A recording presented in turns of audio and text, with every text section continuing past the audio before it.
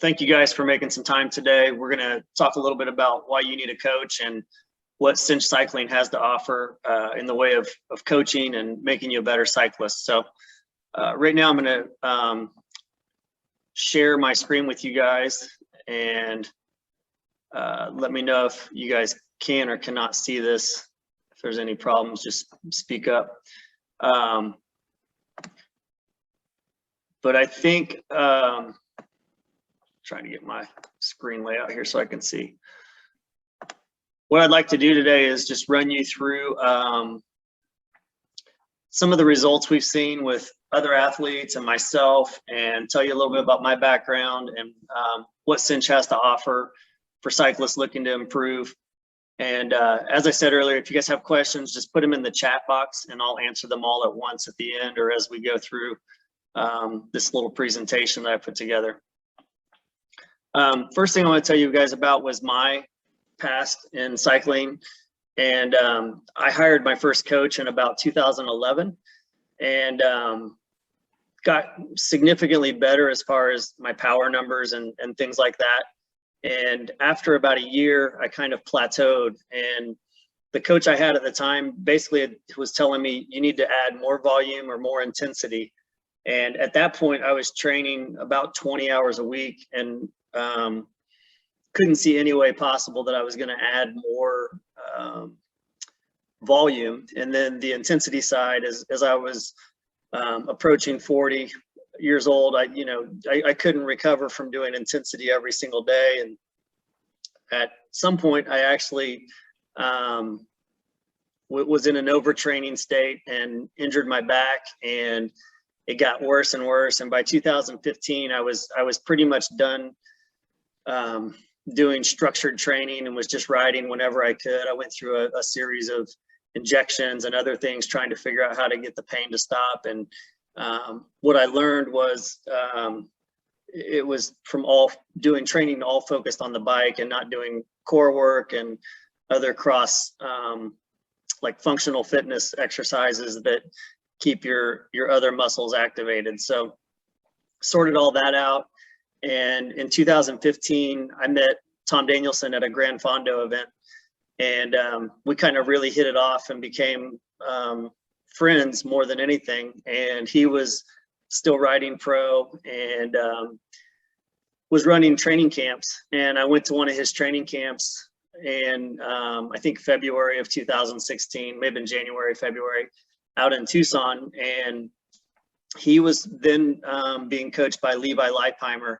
And it was pretty cool to see the work he was doing. And Tom was like, I want to start, coaching athletes too, and do what we're doing at these camps and taking it, to athletes all around the world. And he asked if I would be one of his sort of guinea pigs, trying to use what he was learning from Levi and the things he had learned over the years in a athlete coach relationship. And so I was like, yeah, let's go. And in 2016, I officially joined as a coached athlete, and very quickly I was seeing better results. And by far the most impressive thing was the amount of time that I was spending training to achieve those results. So my training load was brought down to around 10 hours a week, where it was 20 before. And my power numbers were higher than I'd ever seen in my life. So it was kind of a magical combination of, as you get older and your body can't do the duration or the long hours. It was great to find a way to fit this in without myself and still improving. And not just only the power numbers were better, it was the techniques and the different plays and different things that Tom was teaching me and the other athletes that he was coaching were making it so I could ride faster with more efficiency and less effort on the bike. And I've got a little chart here you can see from 2016 up to almost current. I took this screenshot the other day, but this is my threshold over the time. And you can see in the beginning when I was working with Tom, we were really playing around with big gaps and big jumps and trying to figure out how the body would respond at different threshold numbers. And so this was like a really experimental time in the Cinch timeline when we were learning what works and learning different ways to train athletes and seeing how far we could, you know, push the limit and still be successful without, you know, breaking the athlete down. And we ended up landing around, I don't know, 365 watts is where we really established a good training load for me. And then you can just see the stair steps go up and up and up. And from 2016 to now, my threshold's gone up over 20%. So it was 335 back then, and now it's around 420. So, you know, threshold and power isn't everything in cycling, but that's kind of the thing that everybody likes to compare and look at those numbers. And it doesn't really matter where you're starting at. If you can see that stair step growth over a you know, a quick time frame, then you're in a place where the program you're using is really working well. So we'll fast forward to, I have a few athletes that I coach, their testimonials here, and I've just highlighted some of the things that I like they say. One of my athletes, Dave, is basically saying, you know, what my 3 watts per kilogram now feels like what my 2.5 watts per kilogram used to. Kevin's talking about it's almost effortless doing this, and the cadence and body positions and surfing are starting to come naturally. And these are all things that we work on when we're in the program. And then the last one I had was from a guy named Aaron, and he had a really great breakthrough ride shortly after joining, and was very excited about out climbing some of the people. Where he lives, it's very flat, and to be able to out climb other riders and take KOMs on a climb was a big accomplishment for him. So that's sort of my testimony and some quick ones from some of the athletes I coach. And these are all on my website. If you guys want a link later, I can share it. So here's kind of the thing everybody wants to know is why does it work, or how does it work? And how do I get these results? And what Tom Danielson has created with the Cinch training method is very, it's very unique. It's very non-orthodox, and it kind of takes everything that people have been teaching for the last 20 or so years since power meters have come around and kind of throws it out the window. So one of the things you'll never hear us talk about at Cinch is an FTP, or a functional threshold power, because when you test for that kind of a scale, it doesn't really apply to real life cycling. So those are typically 20-minute tests, and you can get really good at doing a 20-minute test or a 20-minute effort, but when you have to do a 4-hour race, you know, your 20-minute number isn't really gonna be the thing that helps you win or finish well in that event. So Tom's created a process called Ascend, and basically it's a cyclical process where each week we have workouts and they're chained together. So I like to tell my athletes, if you can just give me 3 days a week, Tuesday, Wednesday, Thursday, and usually 90 minutes a day on each of those days, we can make you an extremely well-rounded and much better cyclist than wherever you are starting at right now. And so these workouts are chained together. So Tuesdays, usually, you know, your first day back after a rest day during the week, and then Wednesday gets a little bit more difficult, and then Thursdays when we really pour the gas on and really test your body. And then on the weekends, we'll typically have like fun rides or group rides, or we'll rework on the techniques and pieces we learned through the week on Saturdays and Sundays. And then each of those weeks is put into a phase of the Ascend process. So there's several phases, and I've got them listed here: foundation, growth, define, perform, disruption, sealing. And each of those phases in the process are also chained together. So you go through foundation, and it's just like building a house. So we're laying down the foundation. We're doing a lot of work in low to medium zones, and then some spiky stuff to push your threshold zones up. But then we get into growth, and that's when we really start to do the heavy muscular work and the high end work. And then it just continues to go through the next several phases, and to a point where you reach ceiling, which is what I've been working on the last 3 weeks. A lot of people at Cinch have been working on, and it's really, really hard stuff. And it's kind of a stretch. It's like we're trying to raise the roof, and we're taking all of the base we've done through the process and trying to teach our body to accept sort of the next level. So yesterday I completed my last ceiling workout, and this coming week I think I'll have a rest week, and then I think my zones will actually go up again. So each of those little blocks in the ascend process are typically 4 weeks long, and we typically do a recovery week following them. The ceiling one we just did was 3 weeks, so it's not always 4 weeks, but roughly it'll be 3 to 4 weeks, and then followed by a recovery week. And then the fun part is once we do the ceiling and we reset our zones, we redefine our zones, we start back over again at foundation and start all over again. So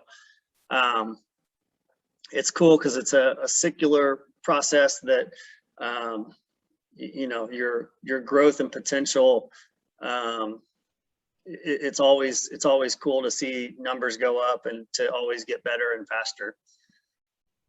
And then the next thing, custom power zones, is a little bit what I talked about briefly a second ago with, we don't believe in FTP. Tom's established his own custom power zones. We call them power training zones, or PTZs. And they were designed by 3 different,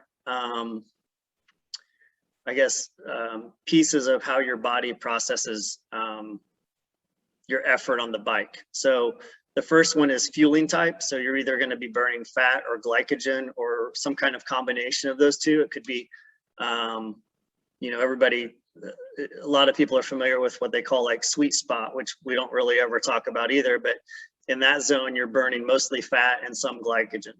But when you go to do a sprint, you're going to be burning primarily glycogen. So our zones are first configured by the fueling type. And then the next part is the muscle strain. So the perceived exertion is another gauge to let you know what zones you're in. And then the final one, which is how we've kind of learned to establish threshold numbers at Cinch, is by how your body can process lactate. So those 3 things combined build out the custom zones that Tom's created. One of the other unique things at Cinch are techniques and plays.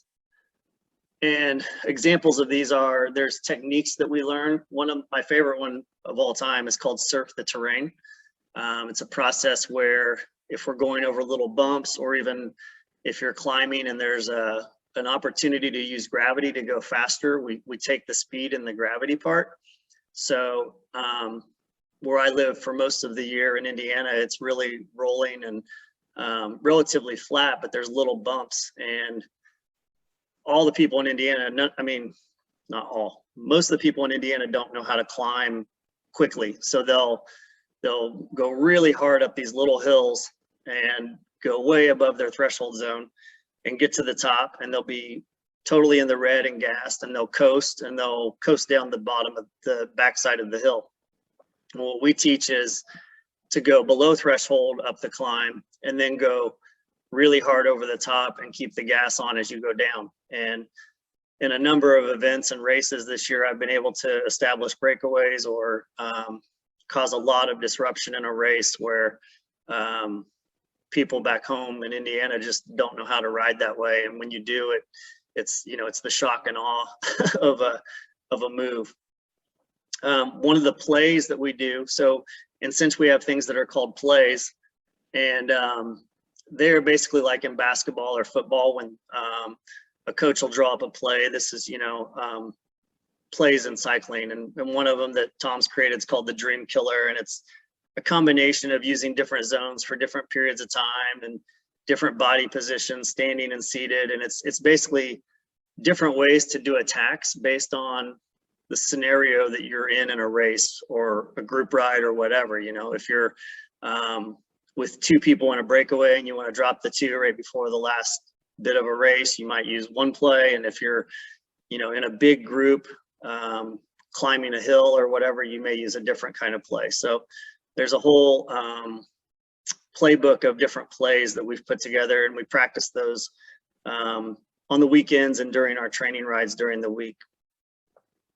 One of the other things we focus on heavy is body positions, and that's sounds pretty simple. It's, you know, you're standing or you're seated, but in Cinch we break it down even further than that, and we really work on hand position on the bars, where your thumbs go, what angle your foot's at when you pedal, how your hips are positioned on the saddle, all the places your body contacts the bike, and the best way to become aerodynamic and strong and efficient in all of those different positions. And then the last piece that I would say is something really unique is just learning strategy when you're in group rides or a race. Could be how to ride in the wind or how to respond to an attack. Tom works with me a lot when I go to do events, and we typically try to come up with a race strategy prior to the event, so we know, you know, this is I'm not the best climber. So recently I was at the Hincapie Grand Fondo, and it's very hilly, and we knew there would be guys that would outclimb me without a doubt. So the strategy was to attack really early and try to get away in a either a solo breakaway or get a few guys to go with me when it seemed like a lunatic move. Like nobody would go this early because they know they're not going to stay away. But the real strategy was for me just to get a head start up the first climb. So when the strong climbers came up, I would be towards the top, and I could either catch them after the climb, or they would catch me at the top of the climb, and I would still be in a good position. And I ended up finishing third in that event just a few weeks ago, so it worked out pretty well.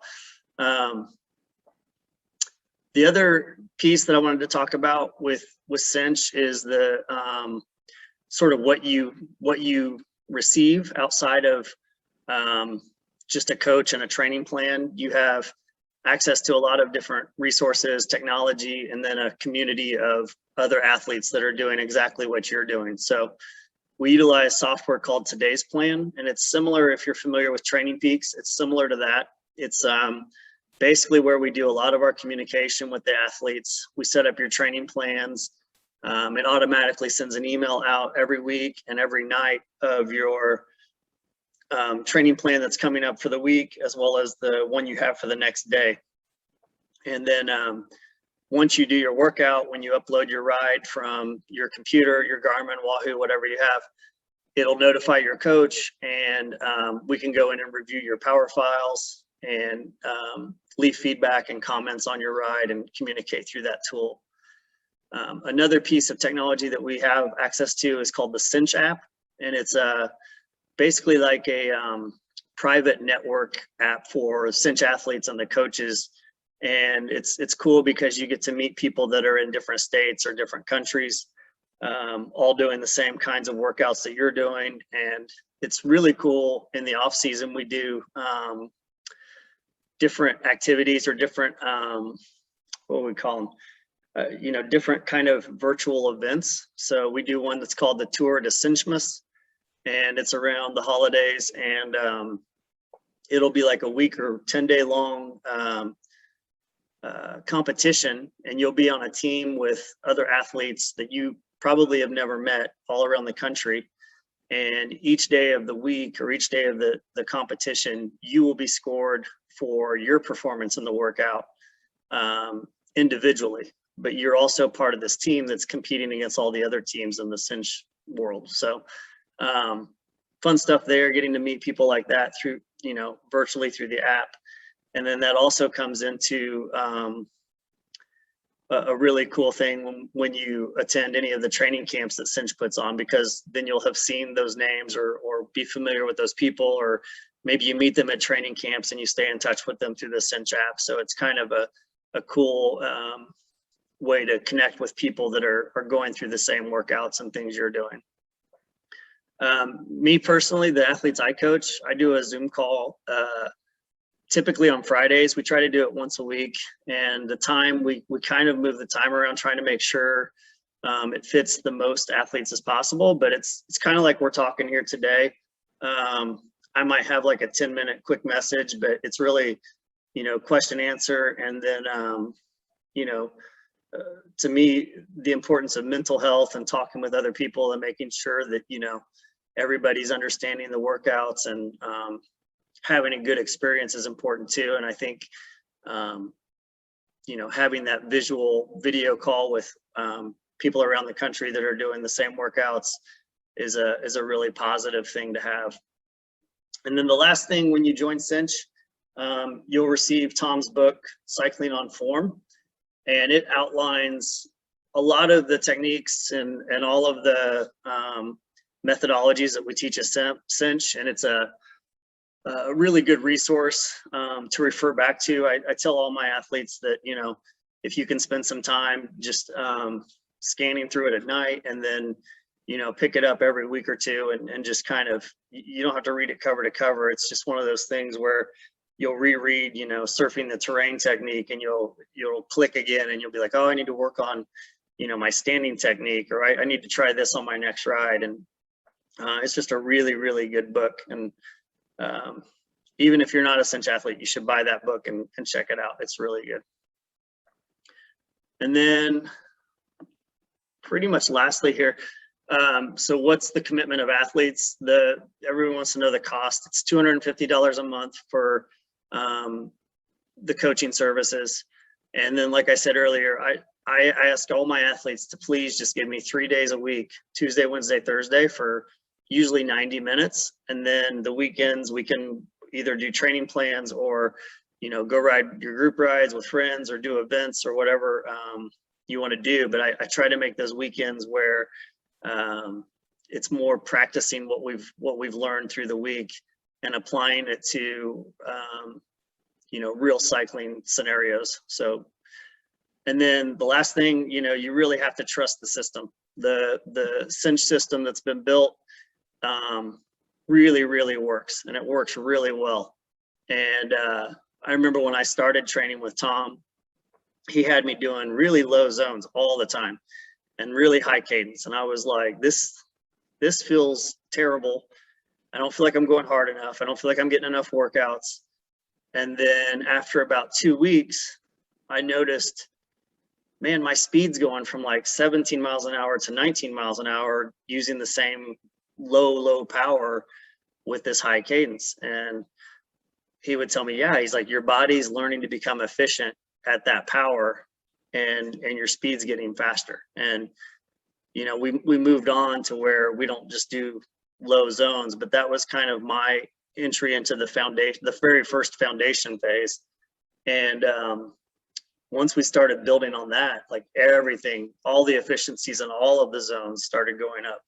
So you can imagine, if you can get 2 miles an hour faster doing low power, when you get efficient doing high power, your speed is significantly higher. So it's, trust the system is what I tell all my athletes. Like, just stick with it, give it a few weeks, and it'll kick in.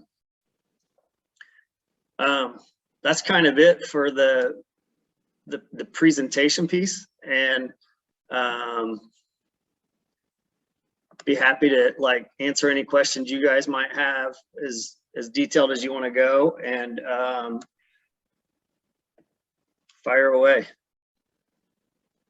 I got one. Sure, go ahead, Rick. Okay, so how do you answer the question, or just in general, what are your thoughts on how coaching applies to guys that don't, or girls that don't race? So the majority of my athletes, I would say, don't race. I'm doing a head count right now. I have a few that do like time trials where they're racing, but they're kind of like individual efforts. For me, I tend to not race that much either, frankly. And I like the structure of having a mission every day I get on the bike. I've got either my painter's tape with my workout written on my stem, or you know, printed out, or on my phone or whatever. But I like checklists, and I like the accomplishment I get, the feeling of accomplishment I get when I'm done with my workout. And then I think no matter who you are as a cyclist, I think you always kind of want to go faster, or want it to be easier to go however fast you're going. And that growth, like I said, trust the system. It just happens with these workouts, the way that they're structured together. So I think whether your goal is racing, or whether your goal is being more comfortable on the bike, or riding at a similar speed but with more ease, I think all of those things are important, or can make you a better cyclist. And I think that's the reason that most people want to join. Do you start with any kind of evaluation of an athlete's ability? Like, my problem is that I have no problem with goals personally. I crush them and I'm consistent, but there's probably a lot of anemic activity as it results, because I only focus on a few things. So I have no idea what I do well. Mm-hmm. It would be great to know what I do well, and then what I don't do well, and what I should focus on. So is that the type of, does your model have support for that? Or, because my experience with coaching has been rough. A lot of it is, if you're not interested in the racing thing and being on the podium, then you're really not going to get that much out of the coach. It's going to be a guide, but not really, you're not going to improve unless you get into racing. So when you're not in that mindset, and the mindset is, it'd be great if I raced, because if I did, I would be on the podium, but I don't need or want that. So, but right, put me on that podium without doing it physically. And it's opportunity costs from my point of view. Just to be honest, I'm 58, be 59 next year. I log 9,000 miles a year. You know, so I don't want to crash. Racing is just, the return is not there. Right. Yeah. So to answer your question, or a few of your questions, I'm trying to pull something up at the same time, but let me answer your question first. Yeah, we absolutely do a analysis of several different aspects of the athlete in the first 2 weeks when they sign up. So the first thing we would like to do is we send out a questionnaire trying to find out, we ask, what's your why? Which I hate this question. I hate answering these questions, but it's kind of like an internal looking thing. Like, why do you want to ride bikes? Or what's your why in cycling? And you kind of just answered it for me with yourself there. Like, I'm not one that wants to race or crash, or gets glory from being on a podium. And that's, that tells us a lot. And then one of the other things in the first week we do is we give a rider type test. So we've identified several different rider types, like climber, time trial, punch air, a GC rider. And we have a written test that's really telling, and I was going to try to pull it up real quick here from one of my athletes. But it really tells us like what kind of terrain and what style rider you are, which is a really helpful thing for the coach. Okay, I'm going to share this with you guys. Hold on.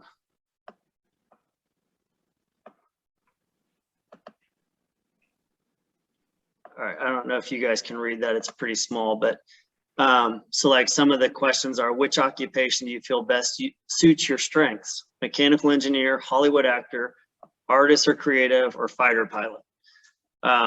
So me, I'm like the mechanical engineer. And you go through and answer these questions, and there's other ones. And then what we find out, so this person that answered was ADAAAAAA. And based on that, if you're mostly A's, you're a classics TT rider, which is my rider type. And so this is copy and pasted, but you know, I tell her, you know, this is what a classics time trial rider is. It matches everything that you're talking about, with the exception of one question. Some examples of pro riders that are that style would be Fabian Cancellara or Chloe Dygert. You know, it talks about their physique, their physical strengths, some of their weaknesses. So each of these rider types comes with weaknesses, just like strengths. And this one really hits in on me, where it talks about right here, often too focused on other riders. So like that race I was telling you about, the Hincapie one, I was so worried about these climbers out climbing me, because, you know, I'm 165 pounds and there's guys that are 130 and they're 22 years old and I'm 48. And I just knew that wasn't my place to be. And Tom reassured me. He's like, do what you do. And we had a strategy, and don't worry about those guys. So that's a piece of the first week is that little questionnaire. That's really cool. I like it. Yeah. And there's yeah, sure. And then I can keep it here for a minute. As we go into the second week of becoming an athlete with Cinch, we're going to do an actual test day. And it's similar to like what you would think of when you think of an FTP test, but it's shorter. It's 12 minutes. And that's going to help us identify where we would start your training zones at. So between the vision test, which is the why, that's the first thing I was talking about. And then the rider type test, and then your actual physical tests. It's going to be all we need to get started to coach you effectively.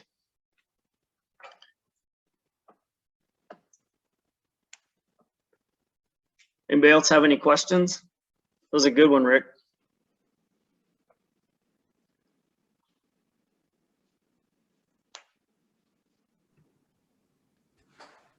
Go ahead, Joseph.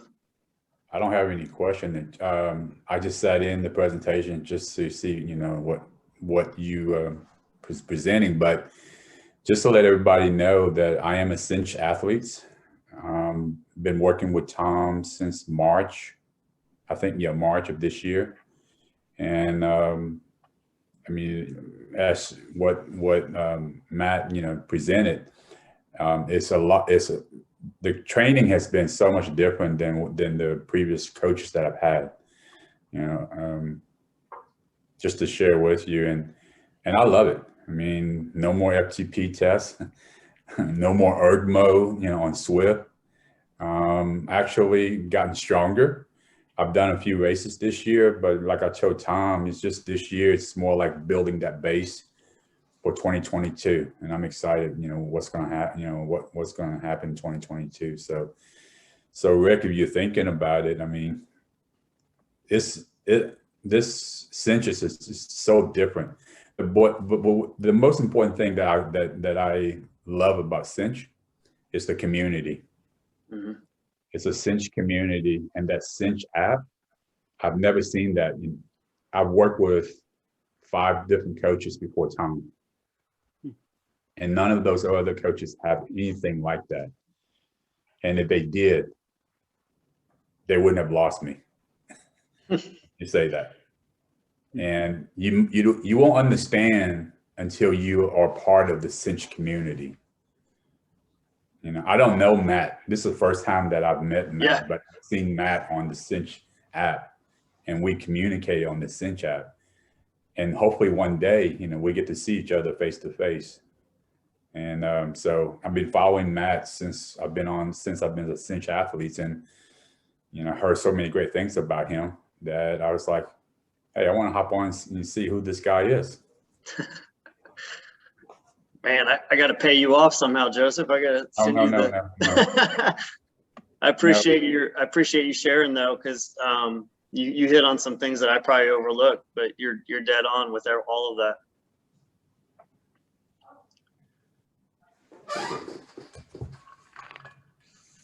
Courtney, you got any questions, or Justin or Jamie? Oh, Rick was saying something. Yeah, I had myself on. Go ahead, mute. Rick. Go ahead.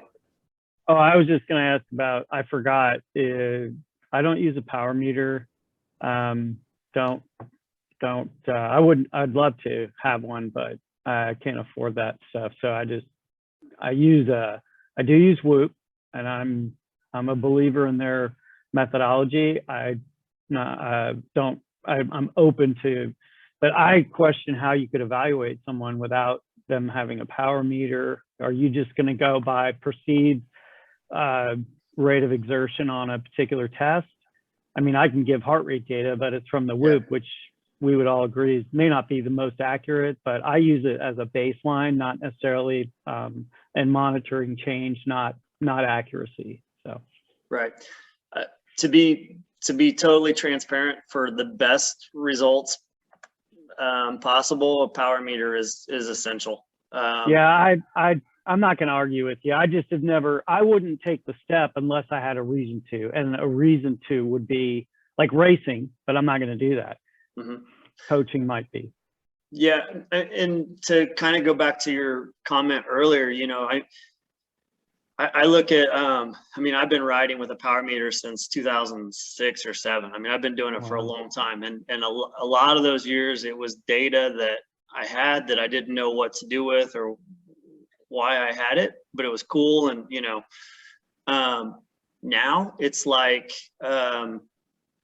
if I ride without power, it's like riding without knowing what pressure's in my tires. Like I don't. That's a good analogy. I'm a hawk about stuff like that. Yeah, like I don't want to get on the bike. Like I have a gravel bike that was an entry-level gravel bike. First thing I did was put it was like $600 power meter on it. I was like, I'm not gonna ride out in the gravel and not know where I'm at in my zones.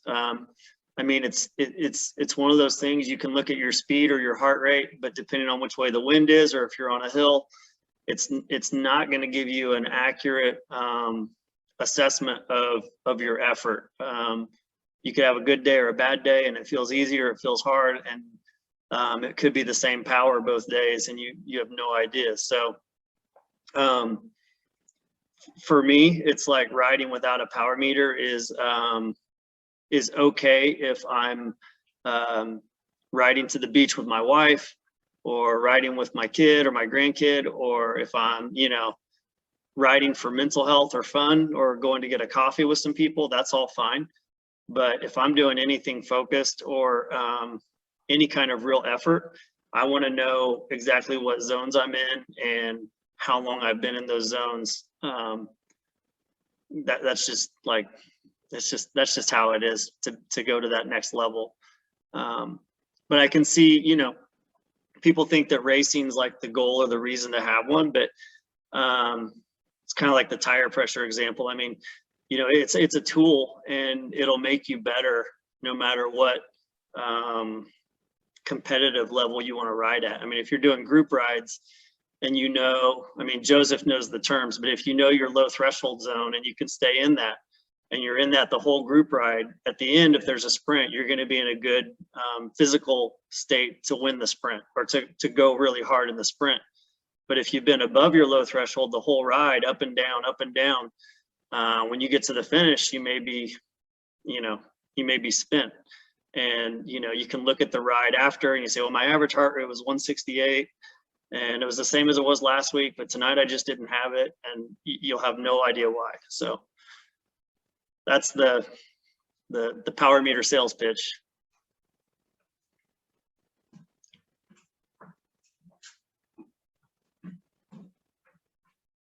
Jamie, I know you got to have a question. You're telling me I can be as fast as you with 4 days of training a week? over a certain amount of time.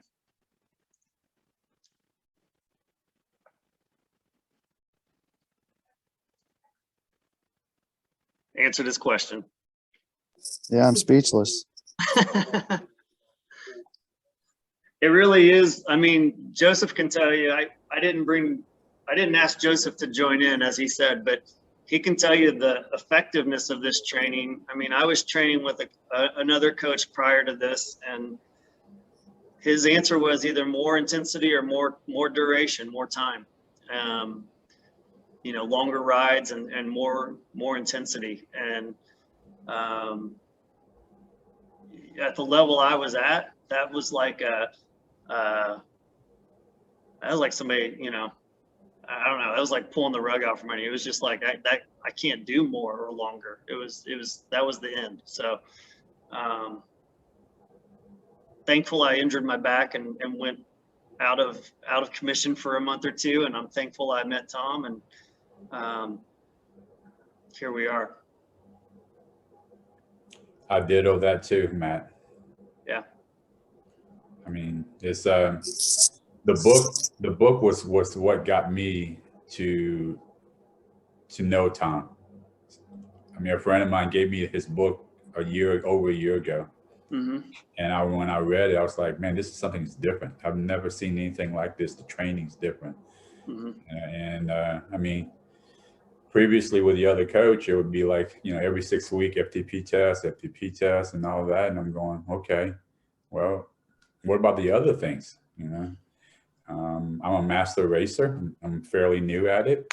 And, you know, it's not so much as, you know, getting information from Tom, but, you know, like, for example, when Matt, you know, did that Grand Fondo with the Hincapie and he did the recap, man, I learned so much from that recap. I mean, that's what I'm talking about, is that's what you're going to get.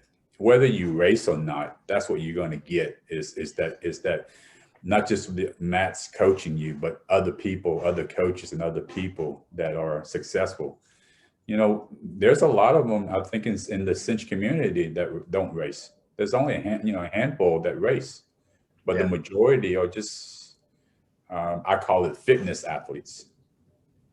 Yeah.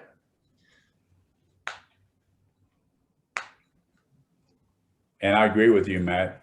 First couple of weeks doing high cadence, I was like, what the hell am I doing this? I'm just spinning like a hamster in the hamster wheel. It's like, why am I doing this, Tom?